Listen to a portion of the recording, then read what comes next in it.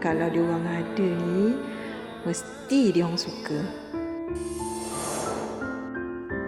Banyaknya. Ni kuih sedap ni.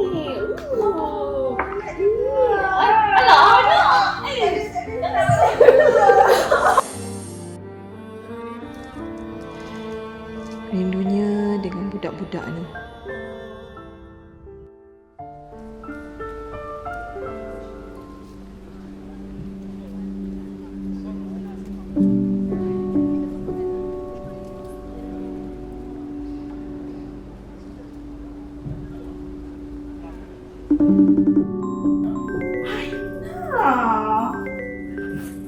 Assalamualaikum, Mak. Selamat Hari Raya.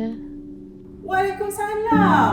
Aina mohon maaf sebab tak dapat balik raya tahun ni. Tak apa Aina, tak apa. Janji Aina sihat kat sana tu. Kat sini, raya rasanya tak sama. Tak ada bau rendang Mak, tak ada suara Abah di pagi raya dan berebut kuih dengan Aini. Iya, Mak pun rindu juga. Rindu suara Aina kat dapur tu. Rindu kita sekeluarga.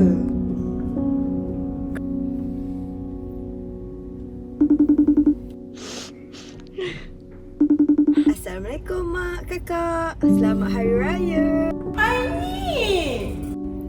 Aini nak minta maaf zahir dan batin dekat Kakak dengan Mak. Tak apa Aini, tak apa. Cuma Mak rindu sangat-sangat. Rindu dengan anak-anak Mak. Aini pun rindu juga dekat Mak. Rindu nak salam Mak, peluk Mak dengan Kakak. Jarak ni memang memisahkan kita, tapi hati kita tetap dekat tahu. Kegembiraan raya ni bukan bila kita berjumpa aja, tapi pada kasih sayang yang ada dalam hati kita semua. Ingat tu.